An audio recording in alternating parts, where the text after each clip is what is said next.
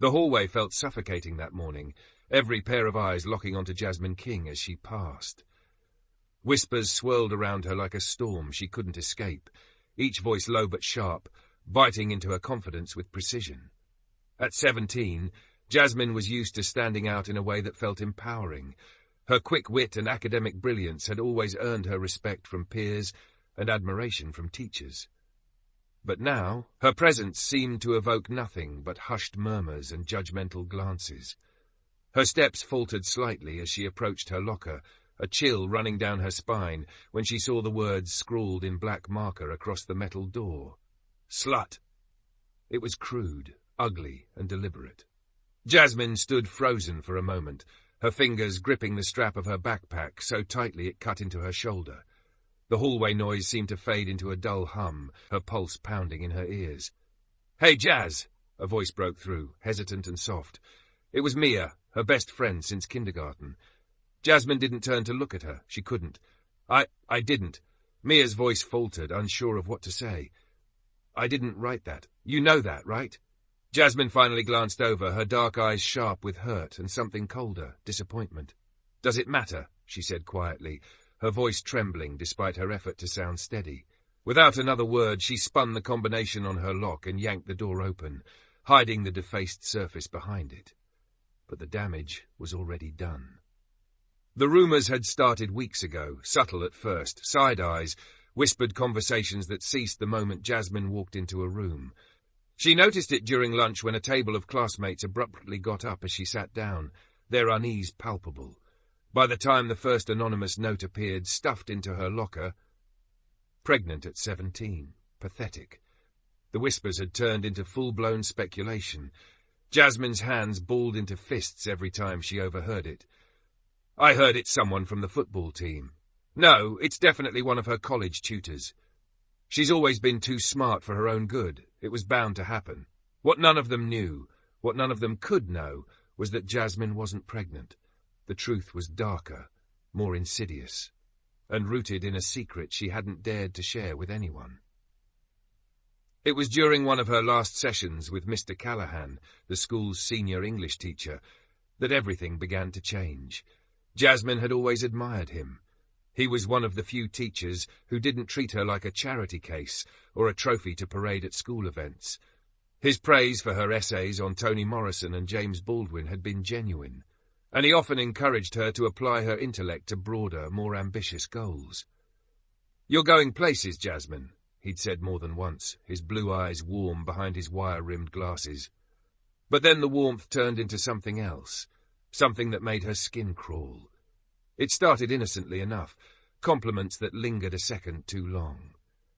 "You're really growing into a beautiful young woman," he remarked one afternoon as she stayed behind after class to go over her application essay for Howard University. She'd smiled politely, brushing it off. But the following week, his hand grazed her shoulder when he leaned over her desk, and she noticed the way his gaze would drop to places it shouldn't. One day, as the classroom emptied out after the bell, he closed the door. The sound of the lock clicking sent a shiver through her body. Jasmine stopped going to his class after that day. She told her parents it was because she wanted to focus on her math and science courses instead, subjects she claimed would be more important for her future. But the truth was she couldn't bear to face him. His voice, his presence, it made her feel dirty, like she was complicit in something she couldn't even name. She thought avoiding him would solve the problem. She was wrong. The guidance counselor, Mrs. Carter, was the first to notice Jasmine's withdrawal.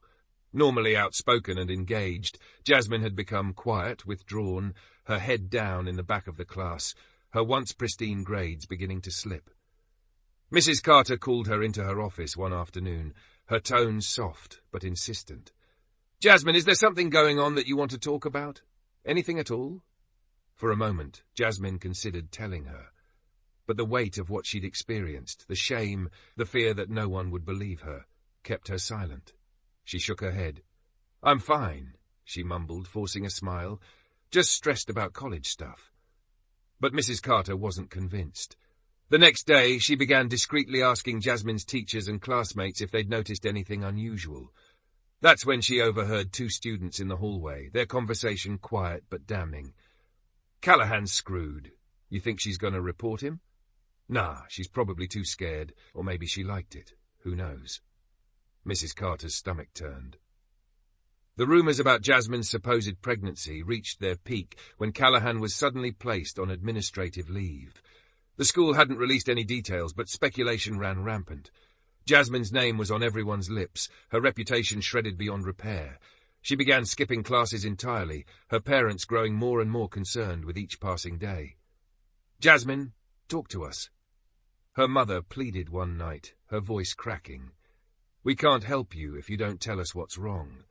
But Jasmine just shook her head, tears streaming silently down her face.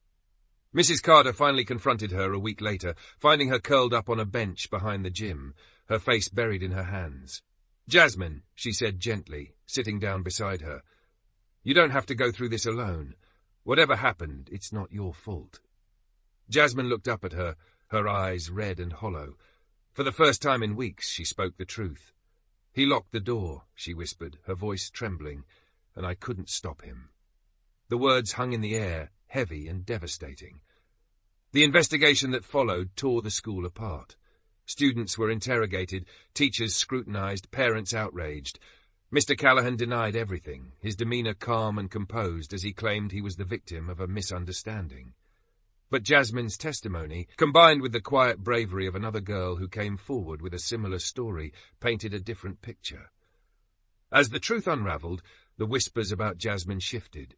She wasn't a slut, they realized. She was a victim. But the revelation didn't erase the pain or the damage done. Jasmine had lost friends, her sense of safety, and a part of herself she wasn't sure she'd ever get back. Months later, as Jasmine walked across the stage at graduation, the applause was deafening. She forced a smile, but her heart felt heavy. She'd survived, yes, she'd fought back, but the scars remained, invisible to everyone but her. When she looked out into the crowd, she caught Mrs. Carter's eye. The counselor nodded, her expression filled with quiet pride and unspoken understanding. Jasmine held on to that as she moved forward, determined to rebuild what had been taken from her, piece by fragile piece. The world hadn't broken her, not completely, and that was a victory in itself.